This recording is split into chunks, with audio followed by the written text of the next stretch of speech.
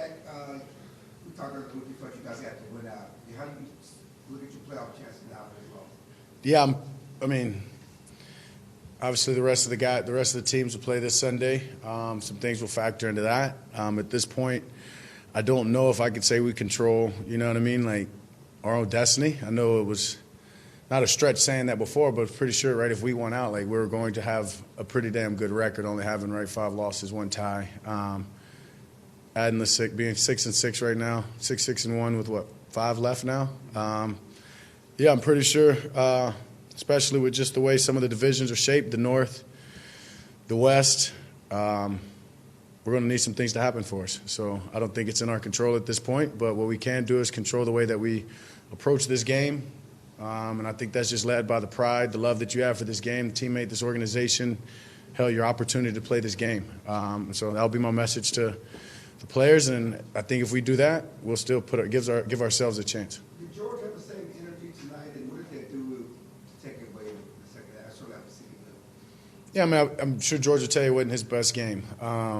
And, you know, when CD got out of the game, told him he needed to step up, he made some catches, right? Made the catch right there to put us down there at the one on the 4th down. He made some plays. Now, to George's standard, that's tough. When you're playing the way that he's played, when you're the type of player that he is, I'll be the first to say it's hard to do that week in and week out. But I think George can. I know George believes he can, and I think he would just say that this game wasn't up to his standard. And I'm sure he'll own it, and I know he'll be better. Dak for ESPN, 4 games in 18 days. You have to spend a lot of emotion in a lot of different ways. How do you make sure that this isn't a deflating night for you guys with 4 games to go? I mean, I don't think that's something I've truly got to make sure of. I mean, Shadi does a hell of a job with the messaging, controlling the temperature of this team. We've got great veteran leaders. I think guys are pissed off right now. I don't think this is any deflated moment like, oh, hands are up, we're done. You know what I mean? Like, no, like, absolutely not. I think you're going to get a team that's pissed, especially as we talked about, right, a team that's kind of changed since the bye week. This is the first time this group, to an extent, suffered this. So I hope it pisses people off the right way. We use it as fuel, and I know, starting with myself, we'll make sure we have a great week of prep for next week. I don't know who to play next. I'm sorry. Go ahead. Health-wise, how are you? It looked like you took a sack there, and I think Terrence fell on your leg. How you feeling? I'll be sore, but I'm fine. Nothing major at all. Just, yeah, you said took some hits and bumps and bruises, but I'll be completely fine. How did the game change from your perspective when CD went out of the game? I mean, I can't say it changed too much. We're still behind. We still need to make plays. I mean, we started doing that. We started rallying, Flo making plays, Turp making catches, Jake making some big plays. So guys were stepping up. GP, I mean, guys were stepping up when CD went down. I know he was hot in the time that he was in there, right? Over 100 yards and just the targets he had. And honestly, I missed him on the touchdown that we got the PI called on. Yeah, so I think guys stepped up. I mean, at the end of the day, we didn't get the win, but we got some momentum going, I think, as good as we had, honestly, when he went out, if maybe not better than when he was in there before. And that's not a one way or another. It's just guys stepped up. And you guys losing the turnover battle 3-0. Just why do you think that happened, and how much does that one bother you? Yeah, you can't win a game losing not in the NFL and not against a team like that, being -3 in the turnover battle. Simple as that. Whether it be the interceptions, the fumbles, we've got to stop that. I know I've had an interception with the last 3 games or so, and then obviously 2 tonight. Who cares whose fault it is, right? The ball leaves my hands. I trust where it's going, and we've got to make plays, and we've just got to stop turning the ball over. And there's no way that if we continue to do that, turn the ball over, an interception a game, like we're just not going to give ourselves a chance. From the interceptions and fumbles to some of the penalties, do you feel like, not to take anything away from Detroit, but do you feel like this outcome is more so self-inflicted for you guys than anything? Yeah, I respect Detroit. I respect Dan, the way that his guys, I mean, this team plays. It's a great battle, honestly. It always is, but absolutely.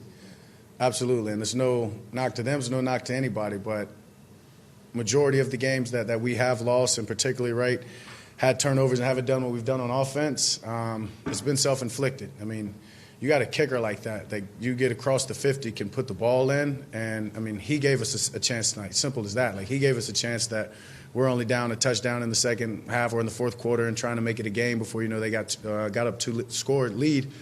Yeah, they're self-inflicted. And that's my point. You can't turn over the ball when you've got such a safe haven and a kicker like that. Like, we've got everything that we need, and we're stepping on our own feet. And really quickly, you talk about individual guys stepping up. Javante was able to surpass 1,000 yards rushing for the first time in his career. What can you say about him since he's joined? Love him. Proud of him as a teammate. Proud of his response and resilience, right, from just the injury and coming to a new team, and just the way that he stepped up and have had a hell of a year. And as important as his success on the field, just the teammate he is and the guy that he is in meetings in the locker room, we're fortunate as hell to have him, and hopefully we can keep him. George had 9 targets, 5 catches. Obviously, kind of a tougher game for him. How hard was it to connect with him tonight against that defense? Yeah, I mean, it wasn't to our standard. Simple as that. Self-inflicted. I mean, the game's hard. The NFL's hard. Don't get me wrong. Obviously, it was hard. You look at it. Yeah, it wasn't easy. But all self-inflicted things, whether it be communication, things that we simply got to clean up, and I know that we will. We're too good not to. Some of your Cowboys.com, let's talk a little bit about the first down kind of not going your way tonight. From your vantage point, the early downs, what wasn't clicking to get you in those third and long scenarios? It's hard to say right now. I mean, honestly, I've got to go watch the film. I know that we were in some third and longers, right? I know a week ago we talked about being in third and short, and that's why we were so great on third down, having those conversions we were third and 6, 7 plus majority of the night, or at least on the ones that we didn't convert. And that's tough, especially against a defense like this. And then when you're like that, that means you're probably in second and 7 as well, right? And so you're giving them 2 opportunities to play third down, and that's where they thrive. And we made it hard on ourselves by not winning first down. Now, to give you the answer of why we did it, I've got to watch the film.